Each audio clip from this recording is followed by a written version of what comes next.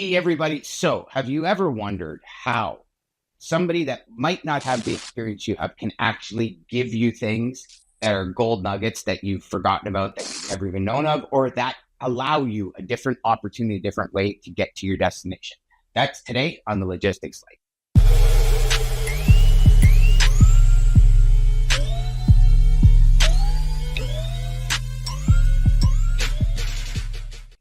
Hey there, my friends. Okay, so we have what we're calling a 3PL ninja with us today. And I see you giving me the look in the background there. So Shimi, how are you today? And I just want to say, everybody that's watching, listening, whether it be now or after, do yourself a favor. I'll put your contact information in. Reach out and tell her how much this show actually helped you. Because Shimi, I know you're sitting here right now and you're saying, why does Dan want to talk to me? I'm new to the business. I got this. But you know what? Everybody in this business actually can bring something to the table where other people aren't listening, don't know about, or your perspective of how you see the business. You see, like, I'm 30 years in this industry. A lot of the times I'm finding my perspective is actually skewed. And the reason I say that is because I've got all this history that tells me it's XYZ when really it's ABC. Does that make sense? Okay, perfect. So with that out of the way, y'all, there's the housekeeping. We got that out of the way. So, being in business development, share with me, if you will, and the audience, what are some of the pros and cons that you see in our industry today? I'll tell you. Okay, I'll tell you why. Because what I do is different, right? Okay, so we are a smaller company. Our customer base is different than we're not like a CH Robinson. We're not like these large companies that are just volume, volume, volume, volume. That's not what we do. And so the customers that we aim for are customers that need management. They need help on those levels where attention to detail and managing their costs is really what they need, genuinely need. And so where I'm focusing on as far as developing our growth and building our growth for right now, because of the state of the economy, is yeah, obviously I'm always looking to bring on new customers, and that's the goal, right? We're always doing that. But I've also increased our margins by working with the customers and the carriers that we have already, because that's all I can do right now, with the economy the way that it is, right? So our customers, my customers, they trust me enough with their numbers and with their costs, that if I come back with them and I make any kind of changes, any kind of proposals, they're going to trust me to go with that. So I've been able to work with the carriers that we've worked with for 20 years, get their rates down. I've been able to not have changes for my customers so much, so our margins are increasing in an economy where everybody's margins are a little bit lower. Um, but I'm starting within. So I'm new to the business development role and I'm starting there. So I'm not going out into the world and saying, I need to make this change and have all these new customers and all these new carriers and everything else. I'm really focusing on starting here with who we have, the relationships that we have. How are we doing these long term? Where can we, build that way? So I don't know if my role, as business development is necessarily the same as what you would see with the other people that you talk to at this point. Make sense? Can I share something very blunt and real with you? You don't give yourself Yeah. enough credit. So I can tell you that straight off the bat. What You you're sound like my doing boss. is the nucleus of building your job, your career in business development.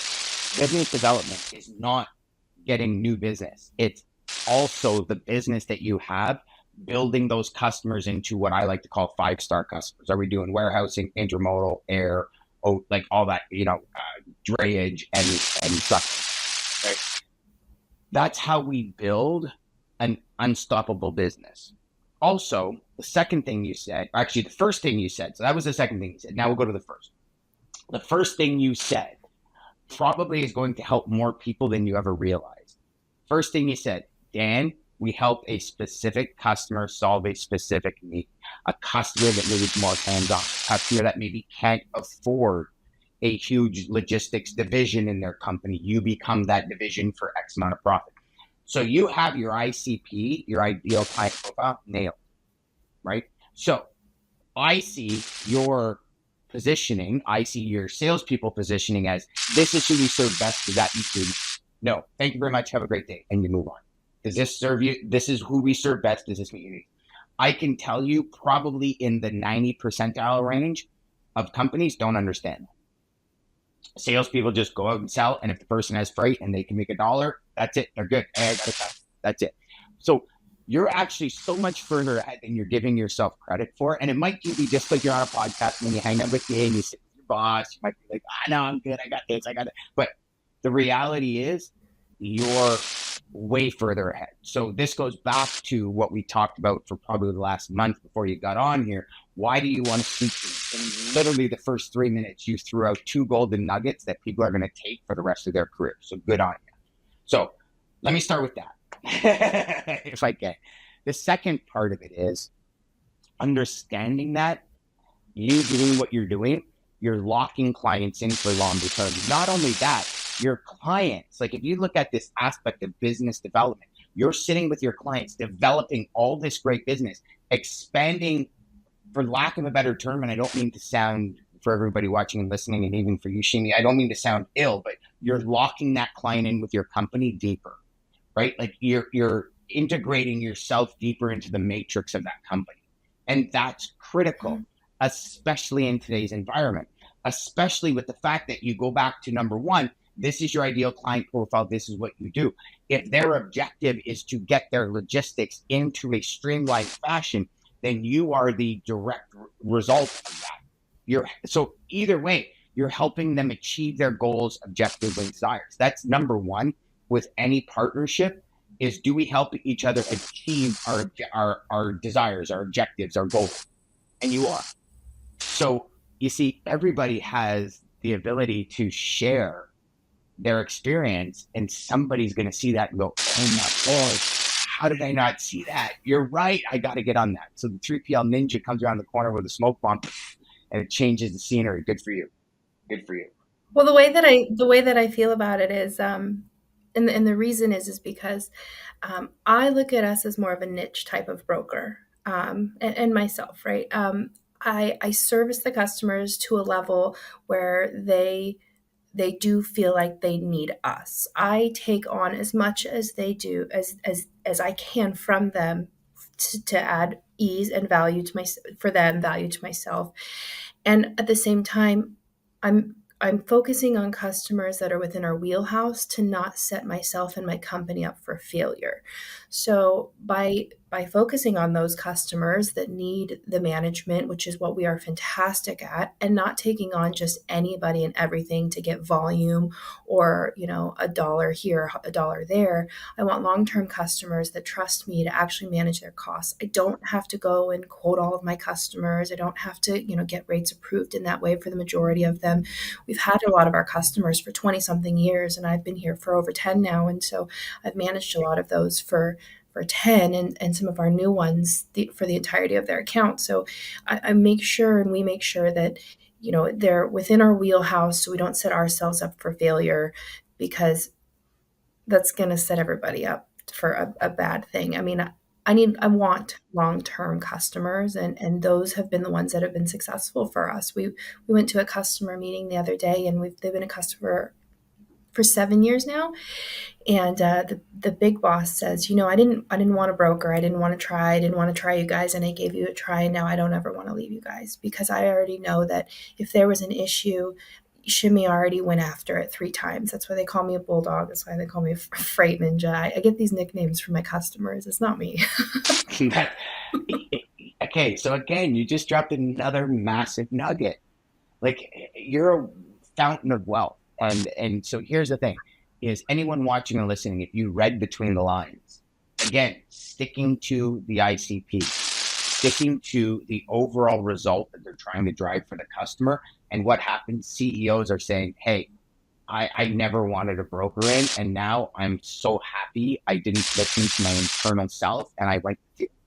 Now, if you didn't ask for a reference letter, we got to talk. Because the second you would have said that, I would have said, well, then I'm going to write you a reference letter and you sign that bad boy right now. So I hope you have a reference letter from that CEO, because in the flip side of this, Shimi, you're going to have now somebody that sells better than anyone in your company can ever sell against people that say they don't want brokers. So I would suggest, if you haven't already, go back to that CEO and ask them for a reference letter saying all of that. And if they're willing to put that down, To be honest, if that company and a couple others, if they needed, if I for whatever reason was not here and I wanted a position created for me with their company to run their logistics, it would be a done deal. So I have competitors and I have my own customers constantly asking for, if you're ever not there, you have a job. So I do, that gives me some comfort in knowing that they genuinely are happy with how I run their accounts. The main thing for me is trust. Yeah. We had a customer that we'd had for 24 years, and I ran it for 10, and they unfortunately left us, and that's rare. And it wasn't due to performance. They made that very clear. The big guy over there said, I just want to make it very clear it wasn't performance based. They have hundreds of vendors, and all of their vendors were on CH Robinson just for their technology purposes. And we're a smaller company, and we handled one of their vendors out of hundreds. And so I understood. They wanted all the vendors on one platform. But the support that I got when they, out of 84 locations for that customer afterwards, knowing that, I cried. I cried for 3 days because these people were my friends, and they ended up, even now, they're not our customer anymore. They call me, they say, can you help me? Can you just give me information? Can you, can you tell me what to do? Can you do this anyway? And I'm like, I can't do it for you, but I'm always happy to help you because I don't want people to fail because of, and so I still, the relationships that I've built with some of these customers are just genuinely ones that I love this job. I love this job, and I love it because of the relationships I'm building with the customers, with the carriers, with, my coworkers and people in the in my network. And it's really about building the relationships and the trust and being able to grow utilizing those, because I already know that I'm the first call, that if for whatever reason it doesn't work out over there, I'm going to be the first call. And they've made that very clear. So it's been fun figuring out with this new role what I want to do, and I don't have restrictions, and so I get to be able to, go on these podcasts and stuff like that. And so it's been fun. It's been really fun with that. But I'm not a true salesperson, and so this is where it's been like, I'm not a salesperson, but at the same time, I also have retained all of these customers, and that is a version of sales. I retain the customers, I keep them happy, and they grow with me. So I am doing sales to a point. I just don't see myself as a salesperson. I'm not. No offense, I'm not cheesy. I'm not car salesman. I hear you there. Let's play in that sandbox for a bit. So, how do you, developing business, creating workflows, frameworks, processes for customers, building that business, how do you not see yourself as a salesperson? To be frank, in this industry, a lot of the salespeople, granted, with the times changing, I will say this idea of salesman is getting away. The salesmen that have generally been in this industry that have approached me, because I I'm the one that builds tariffs. I'm the one that does all of those things for my customers, and negotiates the tariffs with my, LTL carriers and things like that. So I'm the one dealing with these salesmen a lot. And my experience with salesmen they've been very cheesy, they've been very car salesman they've been very, you don't know when they're genuine. A lot of them are very, you feel like you're a number to them. And I will say there are, for as many as there are those, there are more that are genuinely love you as a customer and love your partnership and value that, right? So I will say that. But I guess my experience with them, especially as a woman, and most of them are men, has been just a little bit off-putting. And so I just feel like I'm not I'm not that way. I don't. I always tell the salesmen that walk in my office, I don't want your salesman gimmick. I want you to be real with me, and I'm going to be real with you. I want full transparency. I want honesty. I don't need you to be a car salesman. That's it. I don't need all the gimmick. I don't. And I'm not that way. So I guess I just don't see myself as a salesperson because I just have this idea of a salesperson being super gimmicky. I Yeah, don't know. yeah.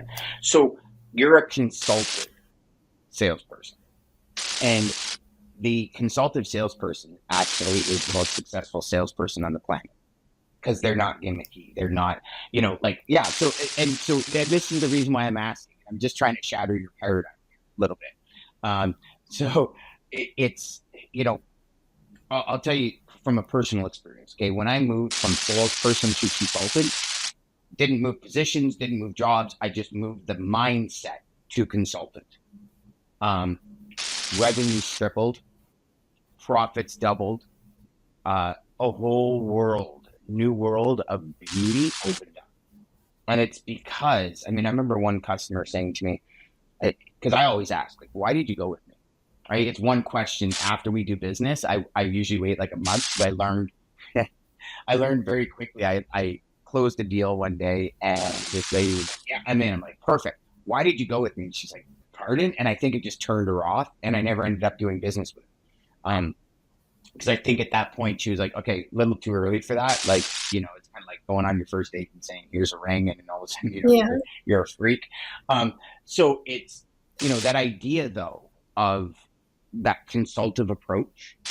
I don't know if you know it or not, but you've actually set yourself up for massive success because when prospects feel your honesty, your integrity, it buys you so much more in the long term. Right. And then, I look at just a few of the things you've said over the last 19 minutes on the show,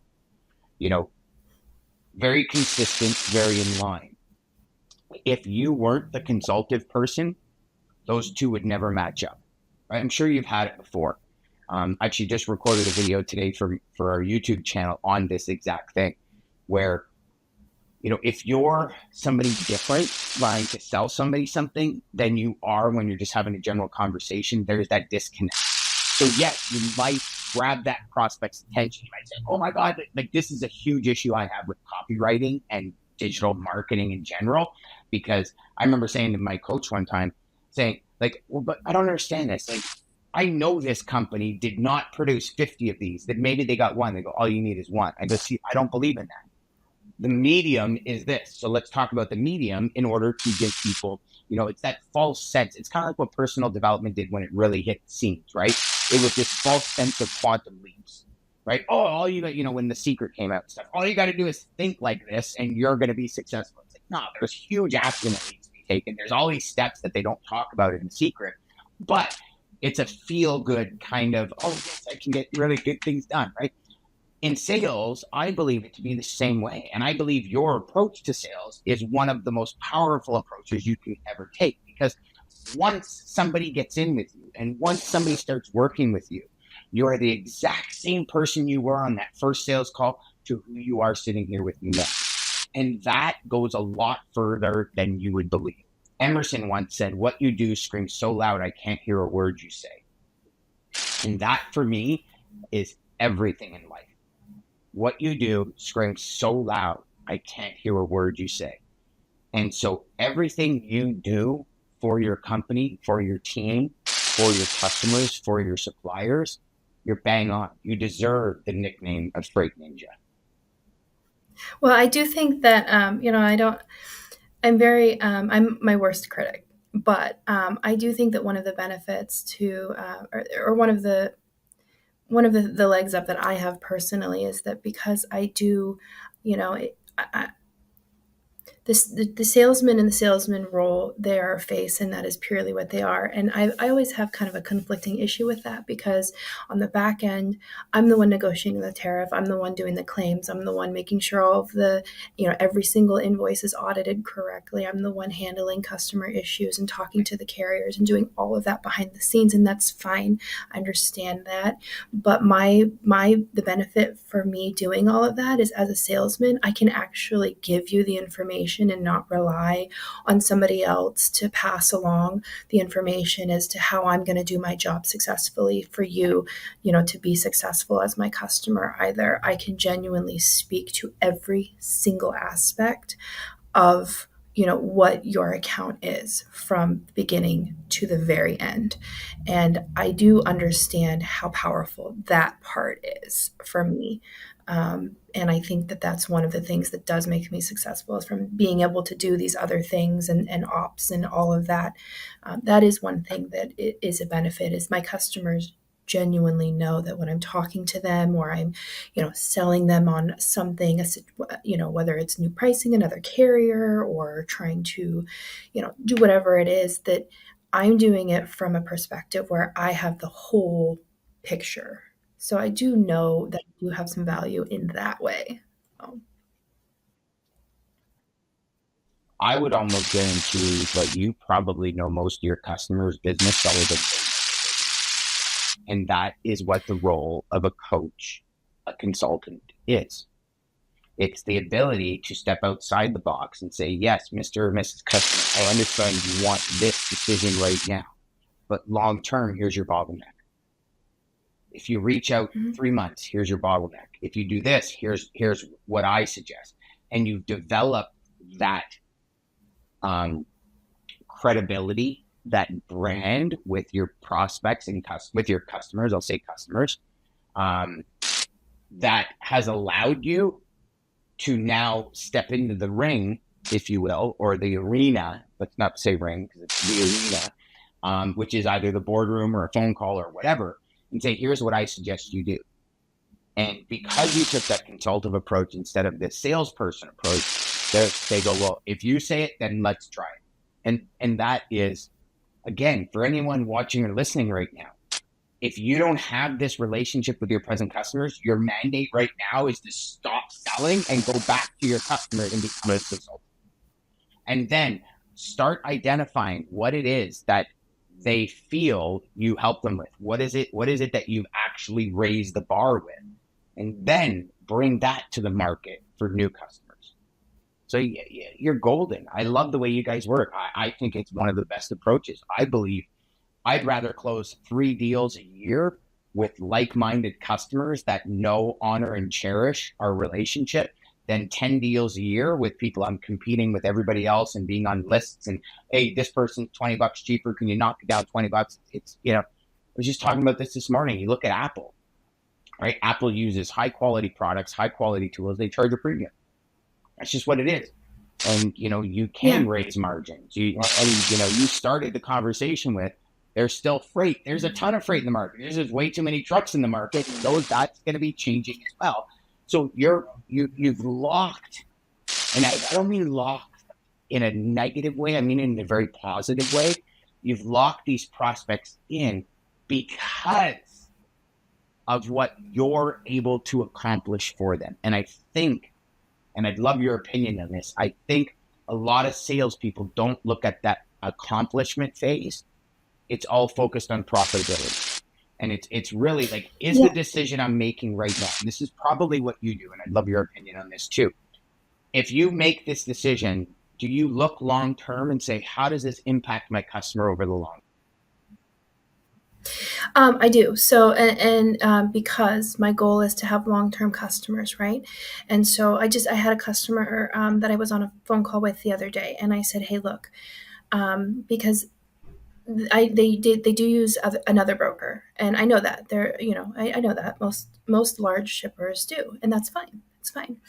And she said, "Hey, I've given you the majority of these because I trust you. You come through, you rescue whenever the other one doesn't have something." And I say, "Look," I said, "I'm going to be transparent. You know, I'll give you, if you tell me, where the rate is that I need to be at, I'll see what I can do, because we're taking, one of the things that I like to do is make sure I'm transparent with the customer, and so that way they understand that, they can trust me." And so I said, "Hey, I'm taking a smaller margin on this, and that's okay. I'm okay having smaller margins on your freight, because I would rather provide you with the trucks and get the work done and make sure that I'm there for you, than because, you know, I a lot of people are afraid to discuss that there's a margin, right? But that's our business. We have to make money. I mean, that's our business. So I never shy away from that necessarily. I don't always have to talk about the numbers, right? But to just kind of like not have that fact in there, I don't think is always helping you. It is it We do make money. We have to make money. That's what our business is. So I do let her know, like, one of the things that we do with the customers now is, because I want to make sure that we're surviving all of this economy together and coming out at the end long term, ahead for both of us, is we're taking smaller margins where we have to, because, yeah, rates are really shitty. And so we're taking smaller margins to make sure we're still servicing you. And she was like, "I didn't know that." And I said, "Yeah." And he said, "Because I don't need to tell you. Like, it's okay. Like, I'm okay with that. I'm okay with that, because that's how we're going to get through this together." And she said, the reason I give you 90% of our freight is because I always know you're going to tell me the truth. And I always know that you're not looking at it as just to make money for you guys." And she goes, "I didn't know you did it this way, but it solidified what I already thought." And I was like, "Well, good." Well, good, because what I say is genuine. So, I love that. my And, goal is always. I love that. And, one thing that I've often said to many, many, many prospects when the idea of margins and profit come up, I ask, what's your margins? Right? Like, every company needs margins in order to survive. So what's your margin? Mm-hmm. You look at Walmart is a minimum 50% margin. Costco's 35%.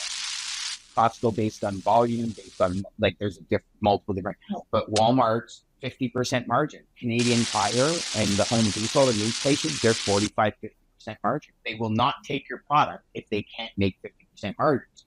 So, for example, when I have dealt with Walmart many, many times for products, and they're saying, "Okay, well, we think we can sell this for $12. You need to give it to us at $6."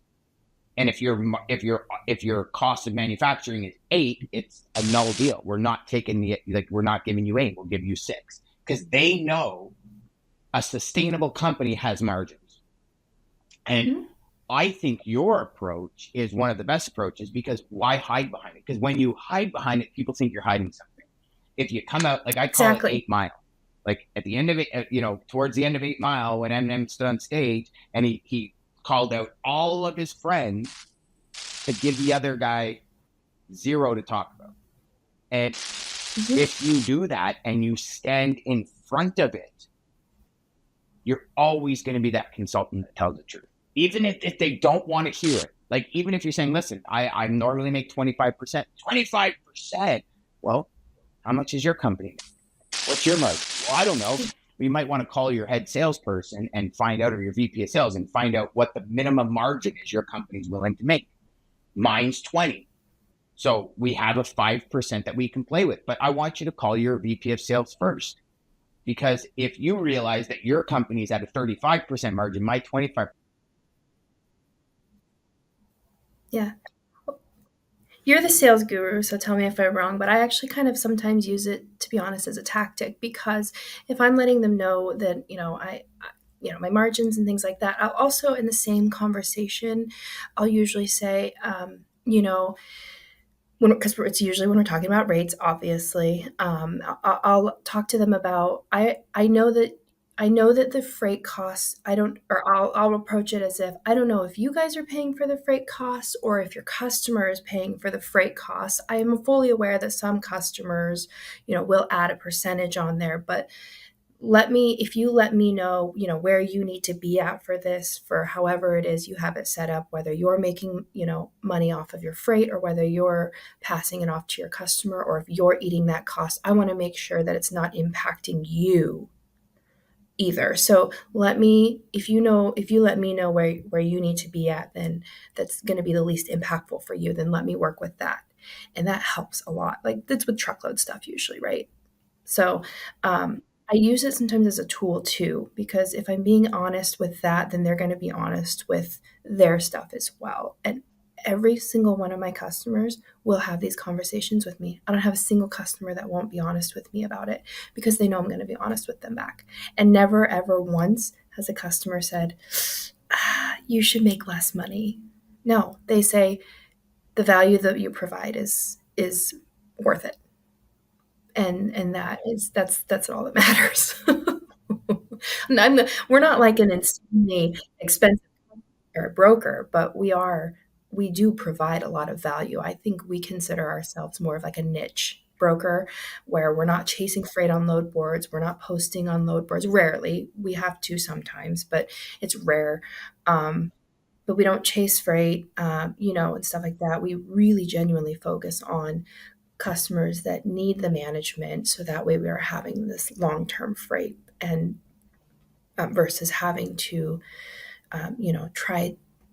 We don't have to go find new customers all the time. So I like this model. I like finding new customers, and obviously we're going to take them on if they're a good fit for us. But if we stay within our wheelhouse, I think that's what's providing success for our company, myself, and my customers.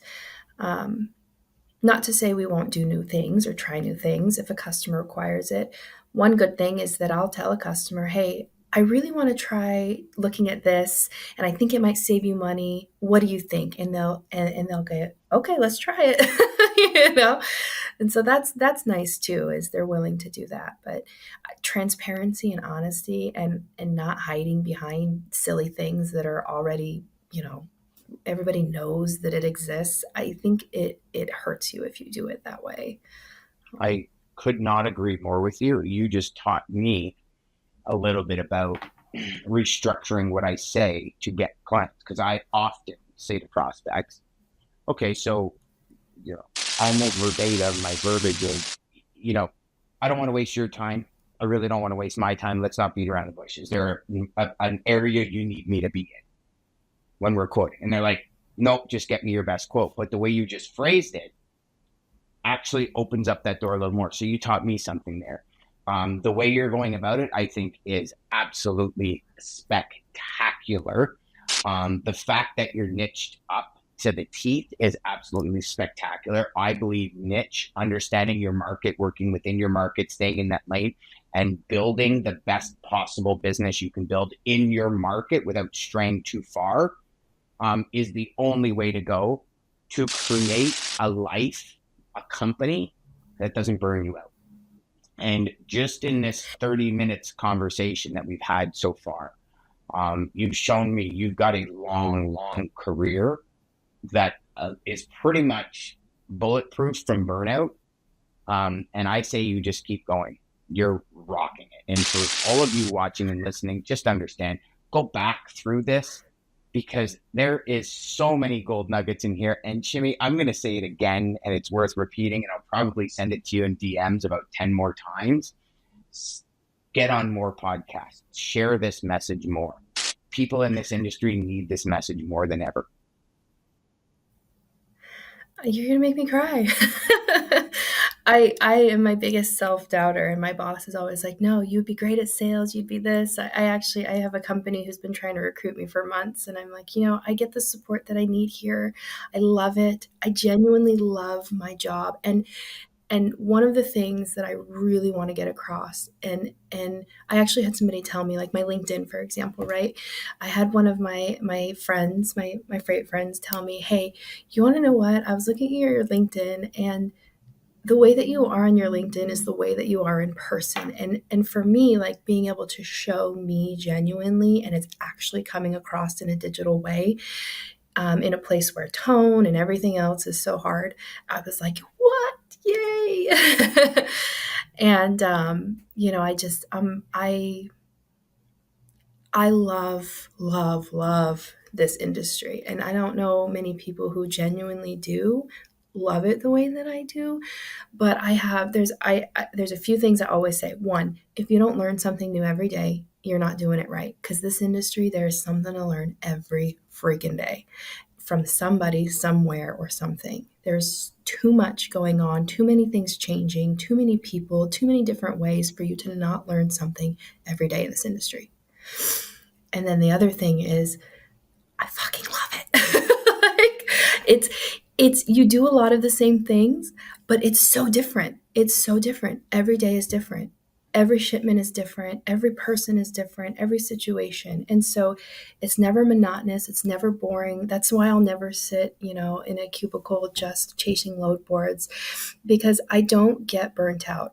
I have been at this company for over 10 years now, and I can genuinely say there's not a day that I haven't been like, I don't want to go to work, except for if I'm like tired or something like that, but where the work itself has been daunting. And that's what I love, is that I love I love what I do. I love who I'm with, and I love my customers and my carriers beyond belief. And I want it to reflect in the work that I do, what I am on social media, and I'm hoping and praying that it does.